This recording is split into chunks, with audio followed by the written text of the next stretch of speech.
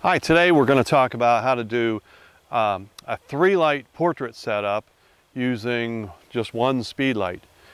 And the way we're going to do this is we're going to use the pop-up flash on the camera body to trigger the Speedlight optically. And the pop-up flash is going to become my fill, Speedlight will be the main, and then we're going to use sunlight for the backlight. So it's basically 3 lights, but we only have one Speedlight. And you don't need a fancy Speedlight. This is a Canon 430EX. You can pick these up used really cheap now because everybody's going to the new radio controlled ones. This you can use off brands, you can use a 580. If you're a Nikon shooter, then the equivalent Nikon flash. Anything will work as long as it has the optical triggering system. For Nikon, they call it the Creative Lighting System, CLS. Canon, I don't know what they call it, but that's what I use.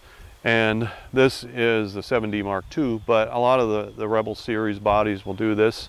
So check into it. If you're not familiar with your camera, look in the manual, see if you can do it. So the first thing we do, get it mounted on a stand. Today, I'm going to use a basic shoot-through umbrella. This is as simple as it gets. It's a photodiac stand. I like this stand. It's a little bit breezy today, so we're sandbagging the stand so it doesn't blow over. One drawback to these shoot-through umbrellas is the wind catches them like a sail and everything will go tumbling. Now, I have my 430 flash set up as a slave, and it's set the way I like it. The receiver on these is on this red lens. So you need to make sure that red lens is pointed toward the camera, because one drawback to the optical triggering system is it needs line of sight, unlike radio. You can cover the radios up and they work fine. That's why so many people like the radios.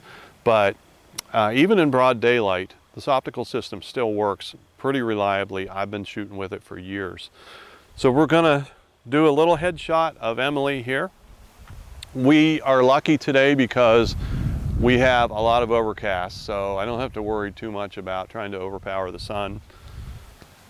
So I'm going to use the sun as my backlight, and I'm going to use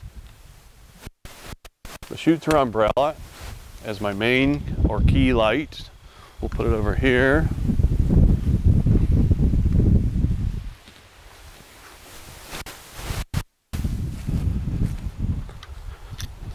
Now on my camera, I have a setting for flash control, and I have it set for, and everyone's different. The Nikons are different and some of the other Canon bodies are different. But I go to built-in flash settings, and I'm going to shoot ETTL. TTL means the camera's going to determine my exposure for me. Some people might prefer to use manual. It's a personal preference, and oftentimes it depends on your setting. And I've got my flash exposure compensation set at 0, but I've got a ratio set of 4:1. That means my main light's going to be 4 times brighter than my fill light. And that's a good thing because you can't get a lot of power out of these pop-ups anyway. Now before I actually take the shot, I'm going to check my ambient light, and my goal here is to not blow out the sky.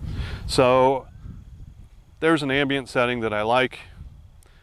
It's 125th f2.8. I'm going for a shallow depth of field here, and I'm pretty much good to go. Now I've got a polarizer on, so I'm kind of cheating. It helps to darken the whole thing. If it got sunnier on me, the polarizer would help so that I could shoot wide open and not have to worry about it. But this is pretty good here. White balance, I'm going to set it for auto, just to make it simpler.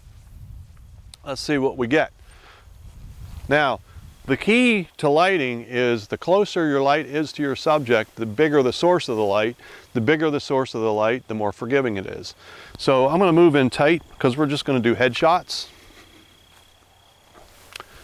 And I'm going to enable my pop-up.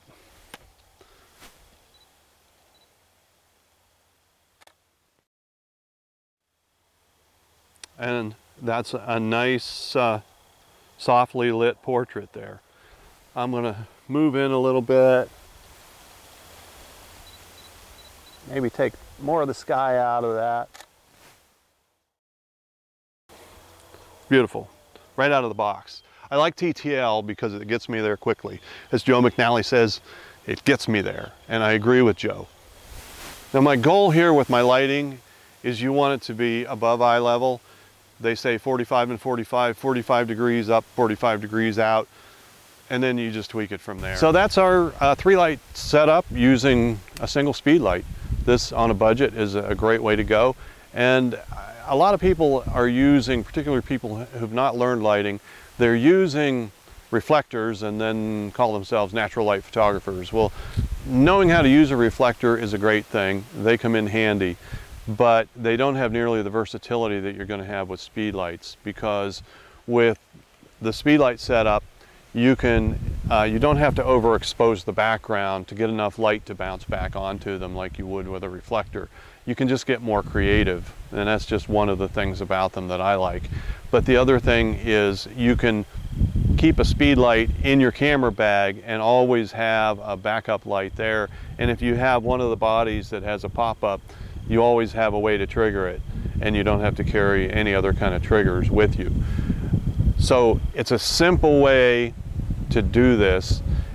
And I can give an example. We were on the beach last year, and all I had was a single speed light in my bag, and I had this camera, and I didn't have any other triggers, or I didn't have stands or anything, but I had a friend to hold flash for me. So check out these pictures that I got on the beach that day with just a single speed light and my camera.